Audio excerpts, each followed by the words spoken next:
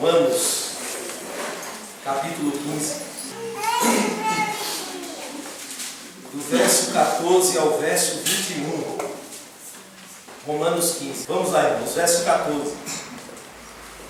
Inicia dizendo assim: E certo estou, meus irmãos, sim, eu mesmo a vosso respeito, de que estáis possuídos de bondade, cheios de todo o conhecimento, aptos para vos admoestardes uns aos outros. Entretanto, vos escrevi em parte mais ousadamente, como para vos trazer isto de novo à memória, por causa da graça que me foi outorgada por Deus, para que eu seja ministro de Cristo Jesus entre os gentios, no sagrado encargo de anunciar o Evangelho de Deus, de modo que a oferta deles seja aceitável, uma vez santificada pelo Espírito Santo. Tenho, pois, por motivo de gloriar-me em Cristo Jesus nas coisas concernentes a Deus, porque não ousarei discorrer sobre coisa alguma, senão sobre aquelas que Cristo fez por meu intermédio, para conduzir os gentios à obediência, por palavra e por obras, por força de sinais e prodígios, pelo poder do Espírito Santo, de maneira que, desde Jerusalém e circunvizinhanças, até o Ilírico, tenho divulgado o Evangelho de Cristo, esforçando-me deste modo por pregar o Evangelho, não onde Cristo já fora anunciado, para não edificar sobre fundamento alheio. Antes, como está escrito, hão de vê-lo aqueles que não tiveram notícia dele, e compreendê-lo os que nada tinham ouvido a seu respeito. Amém. Se assente, vamos orar.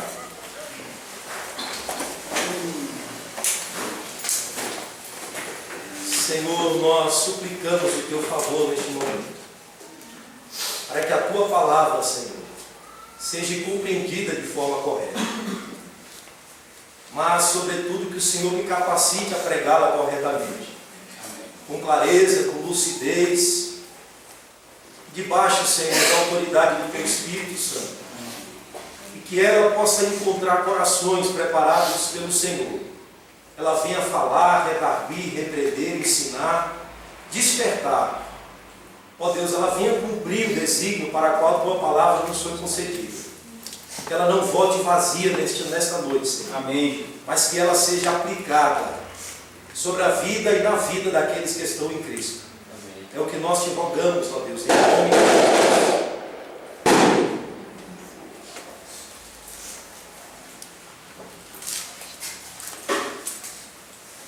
Meus irmãos, nesta altura em que Paulo está escrevendo a própria carta, quando chega no capítulo 15 e já está para encerrar o que ele já iniciou escrevendo, ou melhor, ditando a que alguém escrevesse, o apóstolo já tinha mais de 20 anos de ministério, Paulo.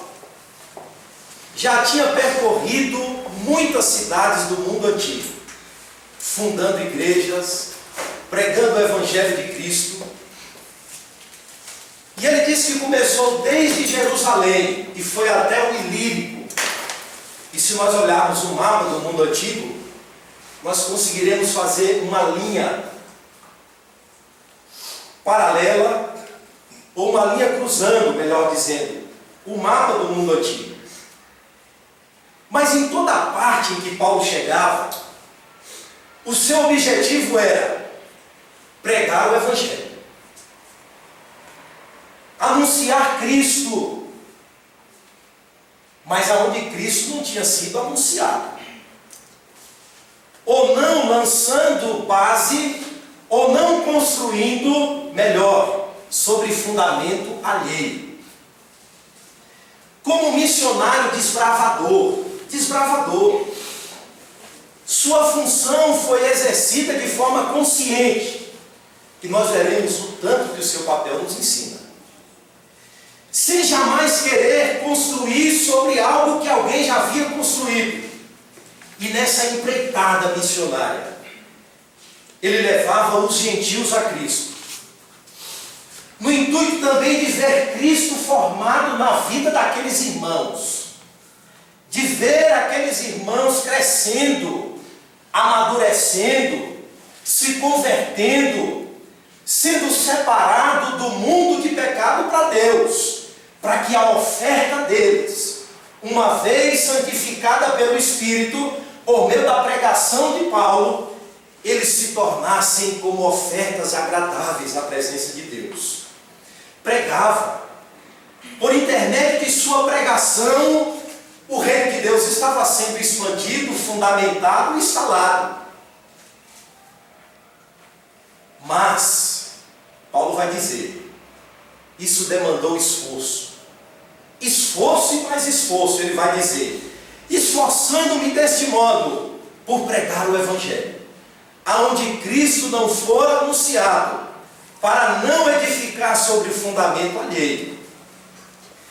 Sobre a vida de Paulo, irmãos, estava a graça, o chamado, a atuação do Espírito de Deus, a graça atuando, lhe capacitando, como ele diz, eu trabalhei, mas ele diz, não eu, mas a graça de Deus que atuava sobre a minha vida. Mas não obstante os recursos divinos, Paulo vai nos ensinar.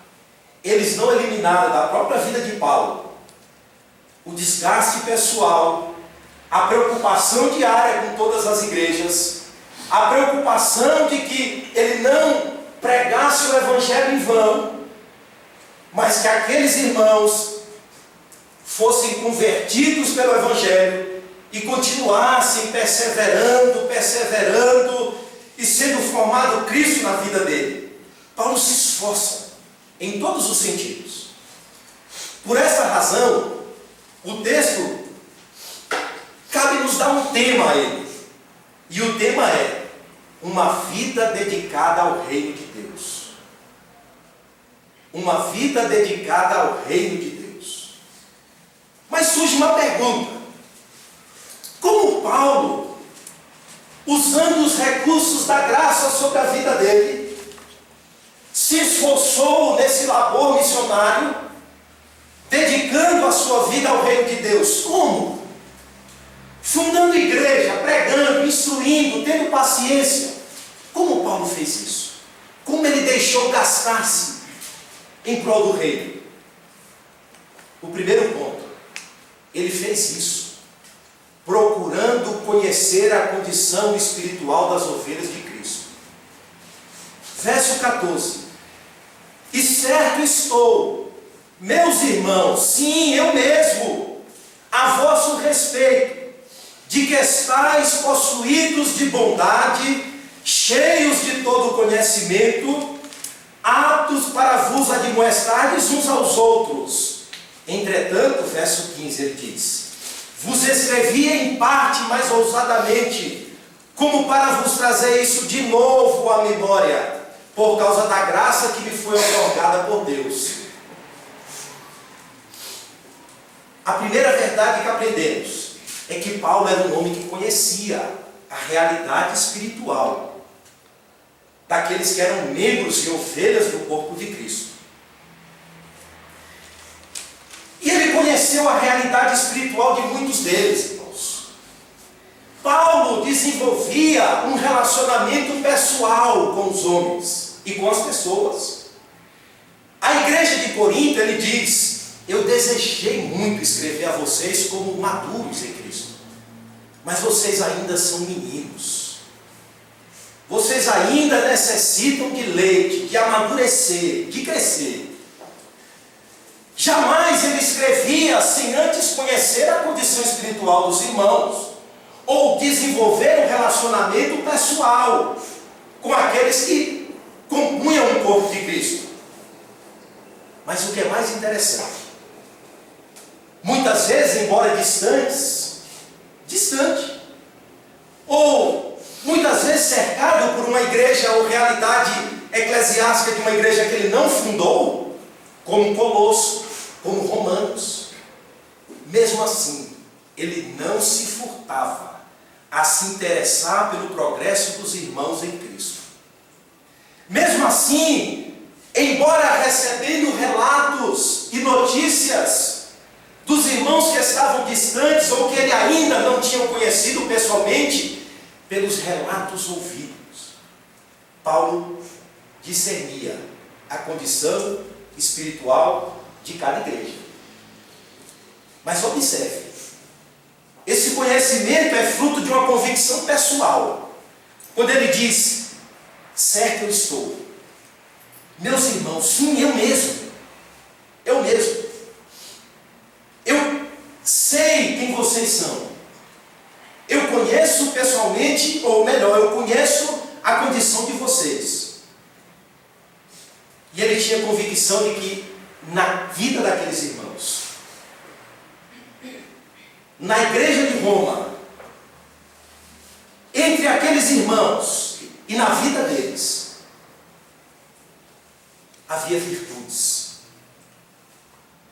Mas alguém pode pensar, isso é lisonja, isso é Paulo tentando ganhar o coração dos irmãos com lisonja.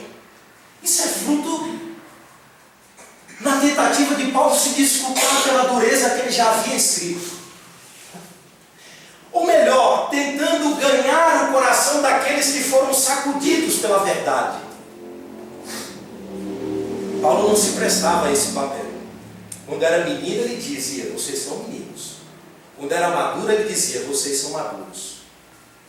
Quando dava um bom testemunho, como a igreja de Tessalônica, ele dizia, o testemunho de vocês soa pelo mundo antigo. E Paulo aqui não está interessado na organização formal da igreja, mas o seu interesse era conhecer a condição espiritual das pessoas, daqueles que compunham a igreja.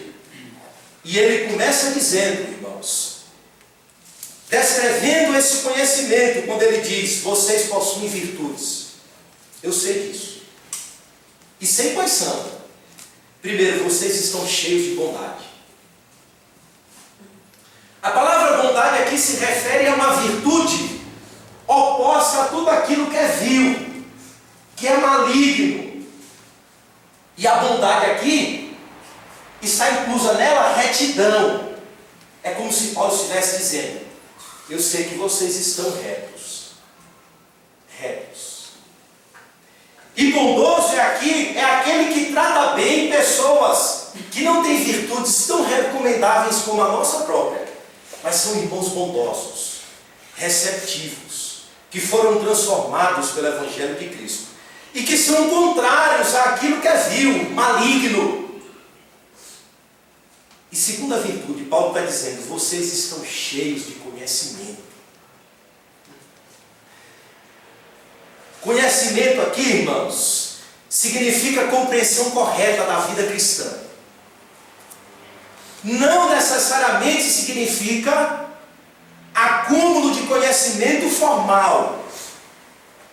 Mas gnose aqui, conhecimento, significa alguém que conhece verdadeiramente o que significa o conhecimento cristão para a vida.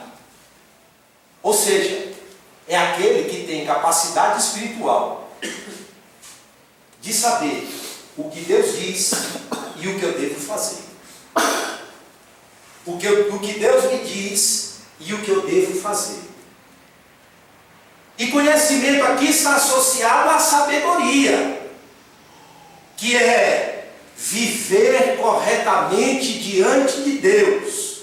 Aquele que tem como princípio o temor do Senhor. E Paulo está dizendo, o Evangelho tem produzido em vocês conhecimento correto. Sabe por quê? Porque ele tem transformado a vida de vocês. Isso é tão verdadeiro que Paulo está dizendo, ao ponto de vocês terem capacidade de educar ou de exortar e aconselhar uns aos outros.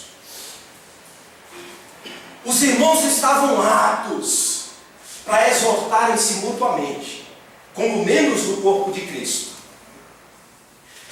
O Evangelho trouxe a eles porque tornou, ou seja, melhor, o Espírito de Deus mudou o coração daqueles homens em corações bondosos. O Evangelho tem produzido o conhecimento correto. E os efeitos estão sendo sentidos no corpo de Cristo. Exaltação mútua, aconselhamento mútuo, interesse mútuo um no outro. O que hoje nós obtemos informações ou é disseminado através de livros, e mais livros sobre aconselhamento, cursos e mais cursos, o que hoje é reconhecido como um ministério formal. Formal. A Bíblia nos ensina que é exercício do corpo. Aconselhai-vos uns aos outros. É esse o benefício que o Evangelho traz sobre a vida de uma igreja, que está conhecendo verdadeiramente aquilo que lhe é ensinado. E a saúde do Evangelho produz saúde no corpo, saúde nos relacionamentos, instrução mútua, correção mútua, fruto da própria graça. E o termo aqui, irmãos, quando Paulo diz admoestardes uns aos outros, é um apelo que alcança a mente. É como se Paulo estivesse dizendo: desperte a mente um dos outros. É alguém que está tentando despertar um irmão que tem oposição na sua mente contra a verdade de Deus. Aqui é a capacidade espiritual que Deus concede aos que são membros do corpo de Cristo de tirar alguém do falso caminho, mediante a admoestação, o ensino, a lembrança, o encorajamento e a exortação mútua. Como diz o reformador, e nós que estamos recebendo esse benefício do Evangelho, esse fruto que a palavra de Deus traz, de exortar uns aos outros, precisamos ser humildes e prudentes, a fim de que nós não venhamos desprezar aqueles que estão tendo oposição em sua mente, para que, pela graça de Deus, consigamos fortalecê-los novamente pelo Evangelho de Cristo. Os irmãos possuíam essas virtudes: bondade, conhecimento e exortação mútua, interesse mútuo. Mas nem tudo, irmãos, é perfeito. Nem tudo é um mar de rosa. E Paulo diz, verso 15: entretanto, vos escrevi em parte, mais ousadamente, como para vos trazer de novo à memória, por causa da graça que me foi outorgada por Deus. Mas ele é conhecedor de que ainda há necessidades a serem supridas. Embora sabendo que possuímos virtudes, Paulo sabe que ainda precisamos ser relembrados daquilo que facilmente esquecemos. E observe, ele não está preocupado em satisfazer necessidades humanas. Em que sentido? De trazer aquilo que é novo, espetacular. Ele está relembrando novamente. Relembrando. Ele está aprofundando aquilo que os irmãos já conheciam. Ele não está sendo inédito, ele está sendo enfático. E essa era a metodologia dele. A igreja de Filipos, ele diz: olha, irmãos, eu não me canso de escrever a vocês as mesmas coisas, porque é segurança para a vida de vocês, é segurança para vós. Isso mostra que temos rapidez em esquecer. Somos ligeiros em abandonar os fundamentos da vida cristã e as práticas saudáveis do corpo de Cristo: bondade, conhecimento correto, exortação mútua. A igreja precisa ser constantemente relembrada daquilo que é fundamento da fé cristã. E Paulo não tinha crise como muitos de nós temos. A preocupação de ser sempre inédito perante a igreja, de trazer sempre algo novo. Mas Paulo não. Eu quero relembrar vocês, trazer de novo a memória. Mas embora através de cartas ele não escreve friamente, ele diz ousadamente, com ousadia. E ele escreveu com toda ousadia, desde o capítulo 1. O Evangelho é o poder de Deus para a salvação de todo aquele que nele crê. Ele descreve a condição humana de maneira categórica. A sua boca é sepulcro aberto, a sua língua urde enganos, os seus pés são ligeiros para derramar sangue. Todos pecaram, destituídos estão da glória de Deus. E ele descreve a condição humana. Mostra Cristo como o único meio de salvação pela fé. E no capítulo 5 ele brada: justificados, pois, mediante a fé temos paz com Deus. Capítulo 8 ele aplica a redenção, e dizendo: meus irmãos, nós que temos o Espírito não devemos mais nos inclinar para as coisas do Espírito, mas para as coisas da carne, mas para as coisas do Espírito. E aí no final do capítulo 8 ele diz: quem tentará acusação contra os eleitos de Deus? É Deus quem os justifica. E no 9 ele descreve a soberania de Deus em salvar judeus e gentios. Deus quis ter misericórdia, nem que ele quiser ter misericórdia. Ele mostra a soberania de Deus. Amém.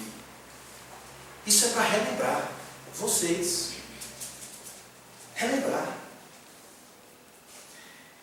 E ele diz: embora eu seja ousado na carta. Quem lê a carta de Romanos diz: que ousadia. Paulo diz: é para que vocês continuem sendo uma igreja saudável, bíblica, correta.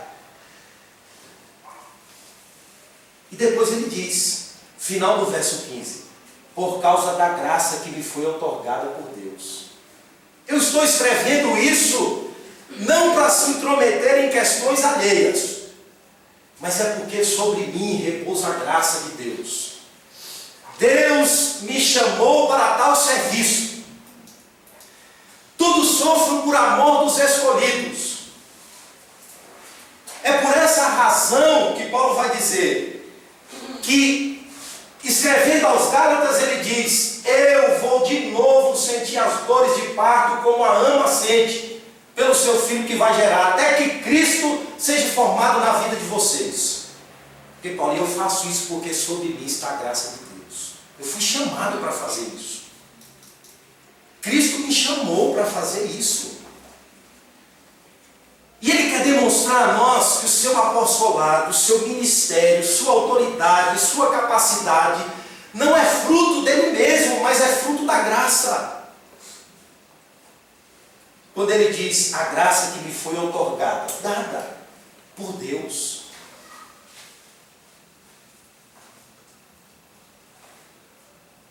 E ele usa toda a ousadia que a graça lhe proporciona para trazer a memória. Sem crise, sem usar a própria eloquência ou a sua própria capacidade, ou sem fundamentar o seu ministério naquilo que ele mesmo era. Ele diz: eu falo debaixo da graça de Deus, para que vocês sejam novamente relembrados de quem vocês são, ou quem vocês são e de quem vocês são. E vocês estão cheios de bondade, cheios de todo conhecimento, apto para admoestar uns aos outros. E isso tem um propósito, a carta tem um propósito de trazer à memória de novo. E Cristo mostra, irmãos, o tanto que somos tendentes a esquecer. Jesus, escrevendo à igreja de Apocalipse, diz: lembra-te de onde caístes e torna ao primeiro amor. Por esta razão, Paulo diz: eu digo as mesmas coisas, é segurança para vocês.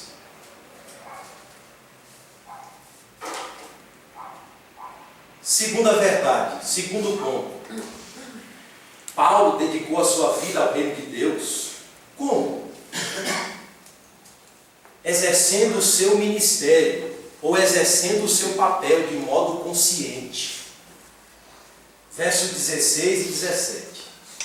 Para que eu seja ministro de Cristo, Jesus entre os gentios, no sagrado encargo de anunciar o Evangelho de Deus, de modo que a oferta deles, dos gentios, seja aceitável, uma vez santificada pelo Espírito Santo. Tenho, pois, por motivo de gloriar-me em Cristo Jesus nas coisas concernentes a Deus. Ele entendeu o papel dele. Ele sabia qual era a sua função no corpo de Cristo.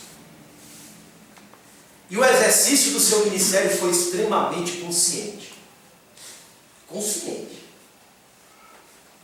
E ele começa se identificando. Eu sou ministro de Cristo. De Cristo. Melhor, eu sou um representante de Cristo entre os gentios. E aqui no verso 16, ministro, ele utiliza um termo interessante. Ele é liturgo, de onde vem a nossa liturgia, nossa ordem de culto. Esse termo liturgo era um termo antigo, que significava alguém que empreendia voluntariamente e de livre e espontânea vontade algum serviço ao Estado. Esse era o liturgo, um funcionário do Estado, alguém convocado para prestar um serviço em prol do Estado. Mas o termo foi tomando caráter formal e passou a desenvolver ou descrever alguém que possuía perfil técnico, capacitado a desenvolver uma função técnica, mas só que de maneira remunerada. Era um liturgo do Estado, Um funcionário público, com competência técnica. E essa palavra é utilizada então pelos apóstolos para descrever o seu próprio serviço, a sua própria função.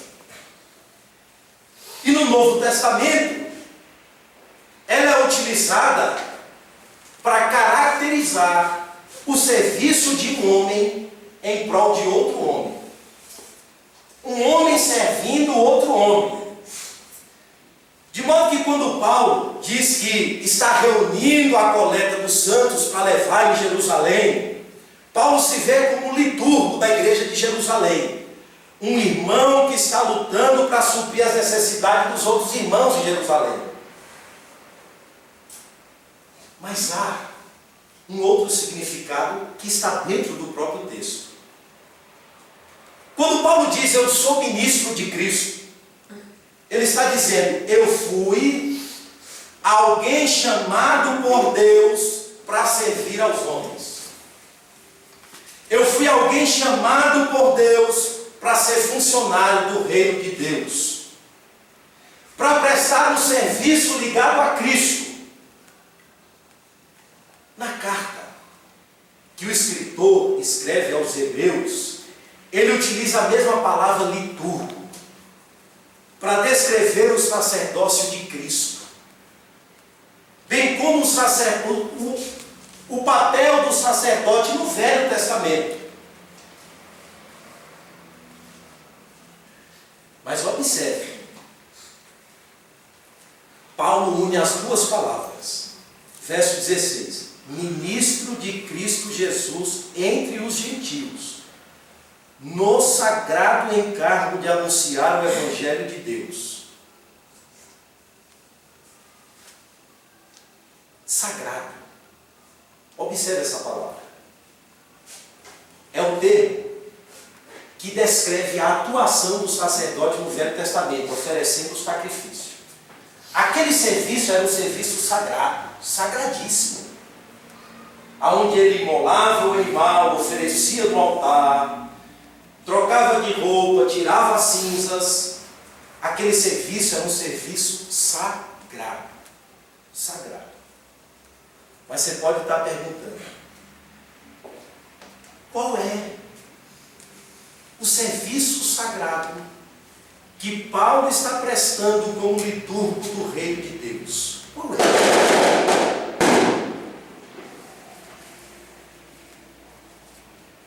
Observe. No sagrado encargo de anunciar o Evangelho de Deus. Esse é o ofício dele. Anunciar o Evangelho de Cristo. Isso é um encargo sagrado. Que Paulo está dizendo que ele foi chamado, convocado como liturgo. Olha o genitivo do texto, irmãos, quando ele diz ministro de Cristo Jesus. O que Paulo está dizendo é: o meu serviço, eu, Paulo, desenvolvo um serviço inteiramente subordinado à vontade de Cristo. Ou eu sou auxiliar do dom de Cristo. Paulo vê a si mesmo, irmãos, como um participante do dom de Cristo. Quando ele diz: eu sou ministro de Cristo, eu fui convocado para desenvolver um ofício sagrado como representante de Cristo. Ele desenvolve o seu ministério totalmente subordinado à vontade de Cristo. Cristo não é só o Salvador de Paulo, mas é o Senhor da vida dele. E como Senhor da vida dele, o seu ministério está ligado à vontade de Cristo, ao chamado de Deus. E a sua função é pregar o Evangelho, é ensinar. E é para isso que ele foi chamado, é para isso que o próprio Deus lhe capacitou, para que ele ensine a igreja, para que ele pregue aos gentios. E não é assim que ele sempre se identifica nas cartas? Paulo, apóstolo e servo de Cristo. Ele é o doulos, o escravo de Cristo, sempre consciente do seu papel. Eu fui chamado para pregar o Evangelho entre os gentios. E aqui não é diferente, eu sou liturgo. Eu fui convocado por Deus. O meu exercício é um exercício sagrado, de anunciar verdades eternas aos gentios. E ele faz isso como se o seu próprio ministério fosse uma liturgia sagrada na presença de Deus. E ele tem plena consciência: o meu ministério, como liturgo, deve revelar Cristo. Cristo. E o que para mim e para você, o que para nós, muitas vezes é um encargo pesado, difícil, legalista, feito de maneira sofrida ou até mesmo murmurante, para Paulo era um encargo sagrado. Amém. Sagrado. Anunciar verdades eternas aos gentios. E outra coisa, como servo de Cristo, o seu ministério tinha endereço certo, entre os gentios. Ele não escolheu, irmãos, a sua área de atuação. Ele não escolheu a igreja que ele iria pastorear. Ele não escolheu o melhor rebanho ou o melhor campo. Deus deu o endereço certo, é para os gentios que você vai. E quem eram os gentios, irmãos? Fácil de pregar o Evangelho entre os gentios. Como ele diz a Tito: Tito, vai a Creta e coloca em ordem a igreja. E Paulo diz: eles são bestas feras. Mas Paulo diz: Tito, faça-os calar. Use a autoridade como ministro de Cristo. Foi a esse povo que Deus mandou Paulo pregar. Aquele homem que saiu de Jerusalém com cartas nas mãos para arrastar os cristãos de dentro das casas e perseguir a igreja de Cristo. Foi esse mesmo Paulo que o Evangelho passou e transformou a vida dele por meio de Cristo, e ele foi agora pregar aos gentios. Aquele homem erudito que estudou com Gamaliel, segundo a lei, homem zeloso, extremamente zeloso, a tradição dos pais, vai agora para o mundo pagão pregar aos gentios, ensinar a eles verdades eternas, ensinar a eles o Evangelho de Cristo, proclamar a glória de Deus no mundo antigo.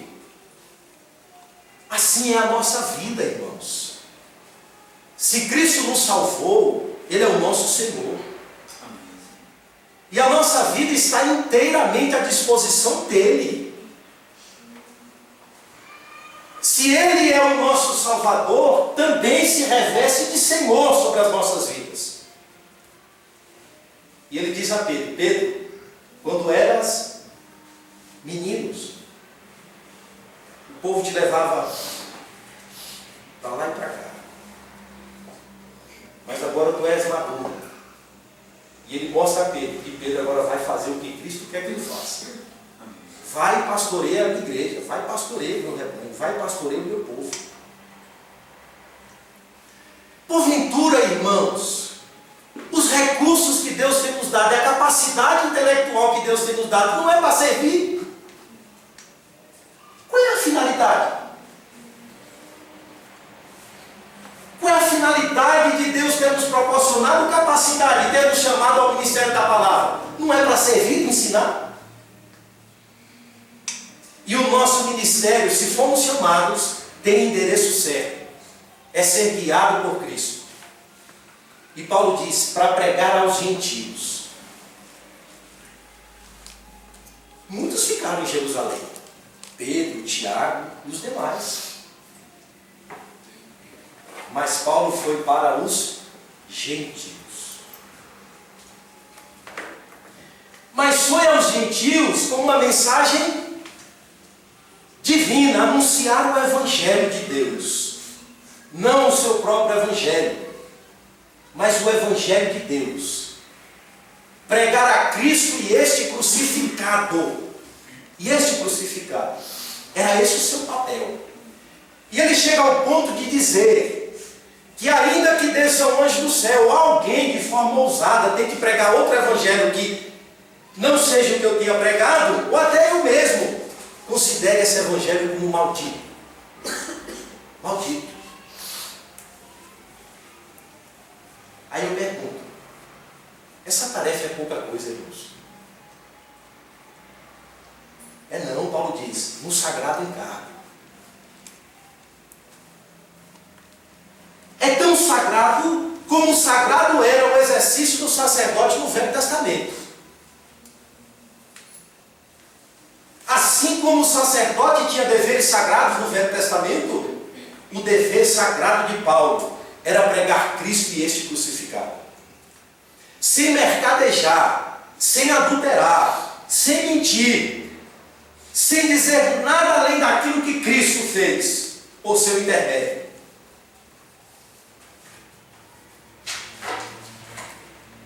O problema é que muitas vezes a gente acha que vai converter alguém. Muitas vezes a gente não entende o nosso próprio papel, irmãos. E nós muitas vezes desenvolvemos um serviço sagrado com dramas e mais dramas, sem entender o propósito da nossa atuação, sem entender para o qual fomos chamados, sem entender o porquê estamos pregando. Ele sabia muito bem, olha, Paulo sabia de consciência limpa e tranquila. Olha que por mais que ele floreasse o Evangelho, por mais que ele colocasse sobre o Evangelho toda a erudição dele, ele não ia converter a vida de ninguém. Converter a vida de ninguém. Veja como o verso 16 mostra que a salvação é trinitária. Veja. Observe aqui a redenção sendo aplicada. Ele é ministro de Cristo, no sagrado encargo de anunciar o Evangelho de Deus, de modo que a oferta deles seja aceitável uma vez santificada pelo Espírito Santo. Ou seja, é um homem pregando Cristo, o Espírito aplicando a redenção de Cristo, e essas pessoas sendo aceitáveis à presença de Deus. E Paulo sabe que para esse serviço, para essa finalidade salvadora, a sua pregação é fundamental. A fé vem pelo ouvir, e ouvir a pregação do Evangelho, a pregação da palavra de Deus.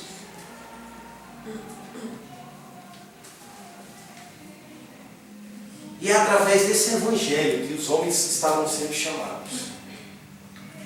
E sendo chamados de forma tão eficaz, que aos irmãos de Tessalônica ele diz: vocês se converteram dos ídolos mudos a Deus. O evangelho, a palavra de Deus gerando fruto.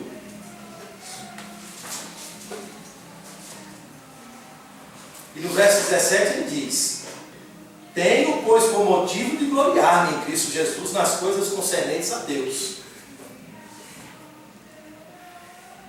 Ele sabe, irmãos, que ele tem um papel importante, que a sua função é importante, mas ele não se confunde com o fundamento da igreja. O fundamento da igreja é Cristo. É Cristo. Ele diz: tenho, pois, por motivo de gloriar-me em Cristo Jesus. Em Cristo.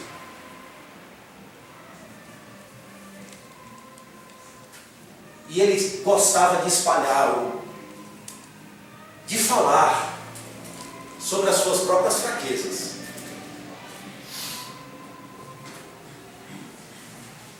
Ele diz: tenho por mim com que me gloriar em mim mesmo, mas nas minhas fraquezas me gloriarei.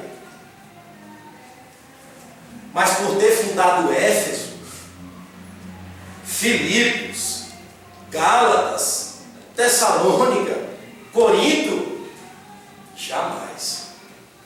Jamais. Ele sabia que ele foi chamado para servir a Cristo e pregar o Evangelho, mas ele não era fim em si mesmo. A igreja é de Cristo, o fundamento é Cristo.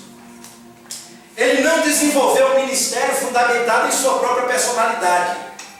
Cristo é o fundamento. Amém. E ele sabe. E foi chamado para ser liturgo e desempenhar um serviço sagrado de revelar Cristo na fundação do reino de Deus, de demonstrar a glória de Deus. E ele diz: tenho que me gloriar, mas em Cristo Jesus, não nas minhas próprias coisas, nas coisas concernentes a Deus. Irmãos, é muito bom. Eu digo isso porque deve ser muito bom nós aqui alcançarmos os frutos do nosso próprio labor. Deve ser bom eu e você, que prega, que ensina, ver um fruto na geração em que nós mesmos pregamos, ensinamos. É bom. Quem não quer? Ele diz: eu plantei, Apolo regou, mas Deus dá o crescimento. Agora, quem não quer ver o crescimento de Deus? Quem não quer ver, irmão, você ensinar e vida ser transformada? Isso é bom. Mas não temos nada em que nos gloriar, a não ser em Cristo. A não ser em Cristo. Sem Cristo, irmãos, nada podemos fazer. Isso é a mais pura verdade.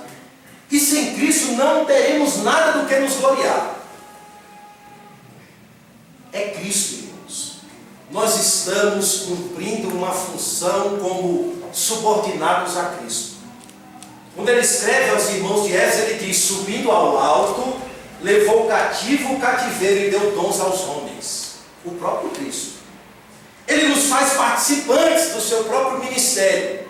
Ele que é a cabeça, que é o sumo sacerdote, que é o Senhor da igreja. E ele chama homens e capacita homens para o ministério da palavra, para plantar, para regrar, para cuidar. Mas fazemos tudo isso na confiança de que Deus proporciona o crescimento, na confiança de que Deus, como cantamos o Salmo 90, confirme o nosso labor. E tenhamos amanhã no que nos gloriar, mas em Cristo. Naquilo que é concernente a Deus, ou as coisas de Deus, e não as nossas próprias coisas.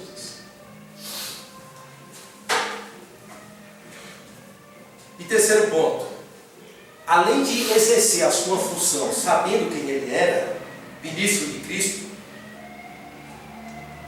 ele é um ministro equilibradíssimo. Equilibrado. Observe verso 18: porque não ousarei discorrer sobre coisa alguma, senão sobre aquelas que Cristo fez por meu intermédio, para conduzir os gentios à obediência por palavra e por obras, por força de sinais e prodígios, pelo poder do Espírito Santo, de maneira que desde Jerusalém e circunvizinhanças até o Ilírico tenho divulgado o Evangelho de Cristo, esforçando-me deste modo por pregar o Evangelho. Paulo aqui mostra o equilíbrio, irmãos. O equilíbrio. Olha, aqui ele diz que na sua vida tem o dunamis, o poder do Espírito, verso 19, tem dunamis. Ou seja, era o próprio Espírito de Deus capacitando ele. E o dunamis aí é dando dinamismo, é o poder dinâmico. E essa capacidade de viajar, de naufragar, de ser apedrejado, levantar-se, continuar pregando, lutando, sofrendo, era uma capacidade do poder de Deus sobre a vida dele. Era o dunamis. Tem confirmação divina, sinais, prodígios. Irmãos, mas o verso 20 também diz: tem esforço. Tem esforço, esforçando-me. O verso 18 também diz: embora tendo todas essas graças, ele tem palavras e obras. Olha o equilíbrio. E obras. Poder de Deus e esforço. Diligência, compromisso, zelo. Primeiro ele mostra, eu sei qual é o meu objetivo. O meu objetivo qual é? Verso 18. Conduzir os gentios à obediência. É o meu objetivo. Obediência aí é muito mais do que salvação. Obediência aí é ensinar até que Cristo seja formado na vida dos irmãos. Levá-los a submeter a vida deles ao senhorio de Cristo. Levar aqueles irmãos a quer comais, quer bebais, quer façais qualquer outra coisa, façam para a glória de Deus. Esse era o objetivo de Paulo. Como diz a NVI, levar os gentios a obedecerem a Deus. Mas, irmãos, quem é suficiente para fazer isso? Quem? Quem? Eu e você não somos. Mas precisamos assumir o nosso papel, ou entender o ministério, ou a nossa função de forma equilibrada, equilibradíssima. Sabe por quê? Porque Paulo diz, para conduzir os gentios à obediência, verso 18. Como, Paulo? Por palavra e por obras. Mas antes ele diz, eu não vou discorrer sobre coisa alguma, sobre aquelas que Cristo fez por meu intermédio, para conduzir os gentios à obediência. Ele não vai discorrer sobre outras coisas. Ele não vai falar nada daquilo, a não ser daquilo que Cristo fez por intermédio dele. Ou seja, ele é um instrumento da graça. Ele não é um fim em si mesmo. Mas em fazendo isso, ele vai pregar e viver. Ele vai pregar e viver. Veja o que é que ele diz aos irmãos de Filipos. Filipenses 4:9. O que também aprendestes e recebestes e ouvistes, e melhor, e vistes em mim, isso praticai, e o Deus de paz será convosco. Os irmãos não só iriam ouvir, aprender, ser instruídos, mas eles iam ver na vida do próprio Paulo a prática do ensino, a prática daquilo que ele estava pregando. Ou melhor, Paulo pregava aos ouvidos e aos olhos, ao ponto de chamar os irmãos à responsabilidade. Sede meus imitadores, como eu sou de Cristo. Quando ele diz, eu esmurro meu corpo, submetendo à escravidão, para que pregando a muitos eu não venha a ser reprovado. A verdade, antes de sair pelos lábios dele, primeiro atingiu a vida dele. A verdade, antes de ser ensinada, primeiro transformou a vida dele. Ele não só ensinava sobre o senhorio de Cristo, mas ele se submetia ao senhorio de Cristo. Ele não só mostrava o caminho, mas ele estava no próprio caminho. Palavra e obras. Palavras e obras.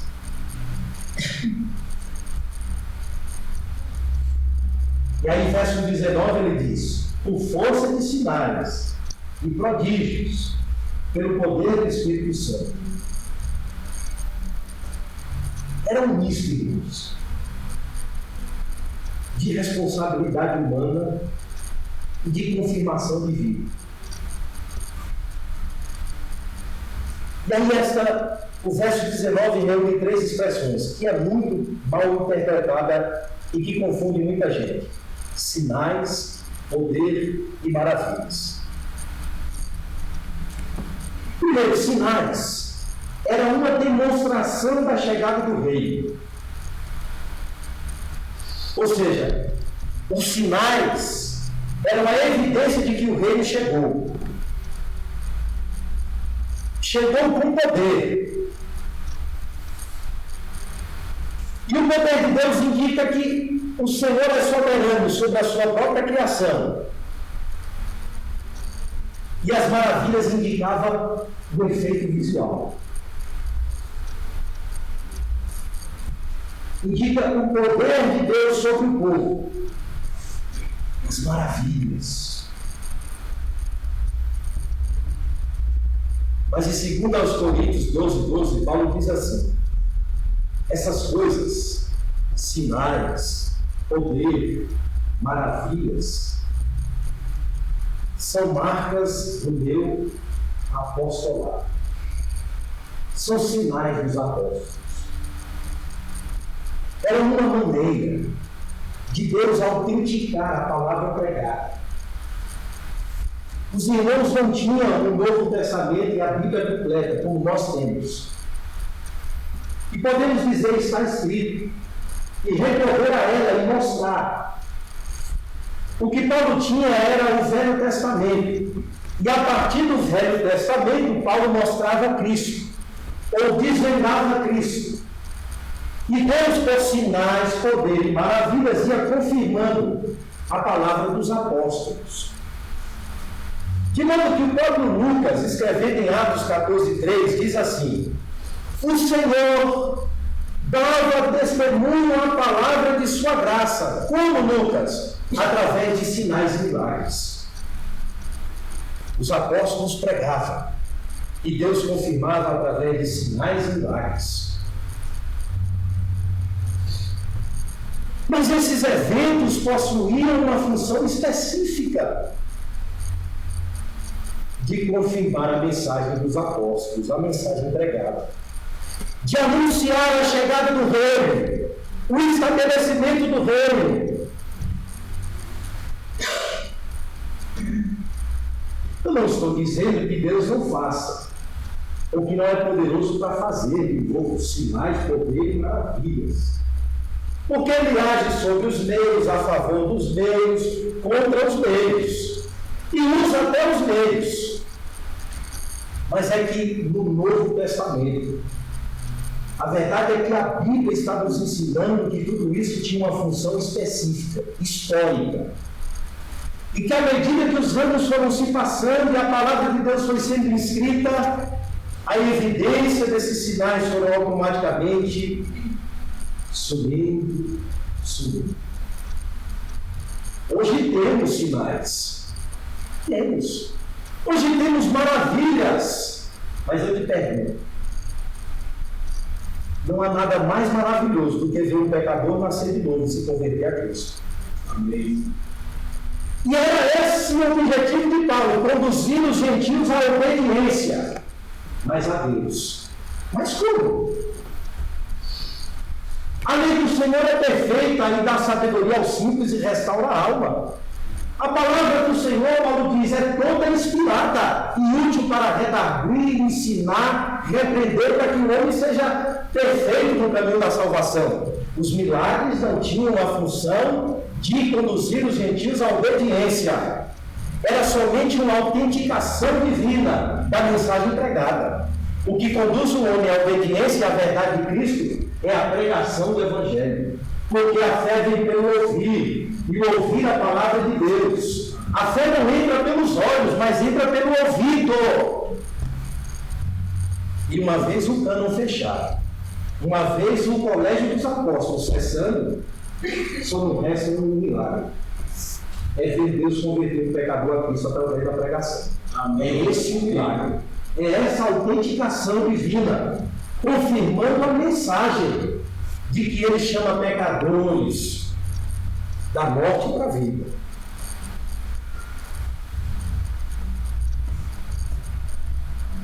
Mas Paulo diz: tem poder, tem palavras, tem obras, mas tem esforço humano.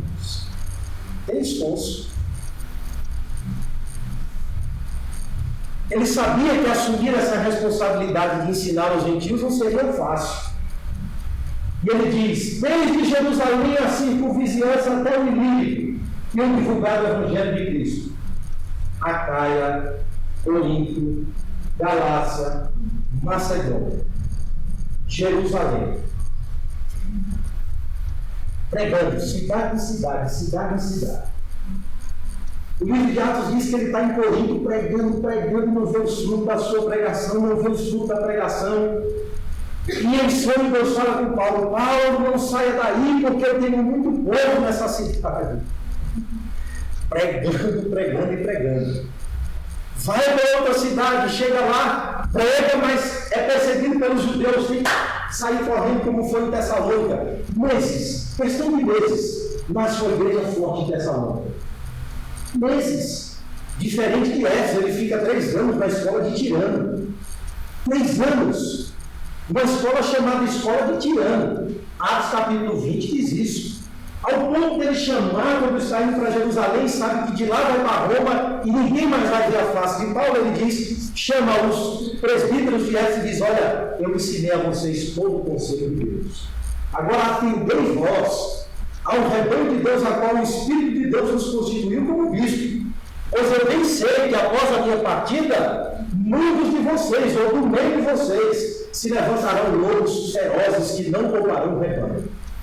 Mas ele diz: eu estou limpo do sangue de vocês, porque eu ensinei a vocês todo o conselho de Deus.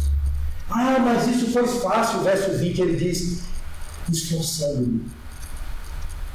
Além disso, ele fazia tenda, para não ser pesado a muitos irmãos. Ele diz: além disso tudo, pesa sobre mim a preocupação com todas as igrejas. Por esforço humano. E ele se esforçava, a fim de que o seu ministério fosse cumprido da melhor maneira possível. Anunciando o Evangelho completo. Essa é a ideia que o verso 19 traz. Divulgando o Evangelho completo de Cristo. Todo o conselho de Deus. E Paulo ensinava e falava sobre o juízo, sobre a santificação, sobre a redenção, sobre todos os aspectos que estavam em volta da verdade de Cristo. Mas só que ele diz assim, isso de forma desbravadora. Pregar o Evangelho aonde Cristo não foi anunciado, ou melhor, não onde Cristo já for anunciado, para não edificar sobre fundamento alheio. Irmão, sua função era plantar, fundar, e por onde passava, eleger presbíteros. Eleger presbíteros, depois fazer o caminho de volta, sabendo como cada um está. Mas a sua função não era ficar ali, regando. Sua função era fundar, estabelecer as bases, ensinar os homens.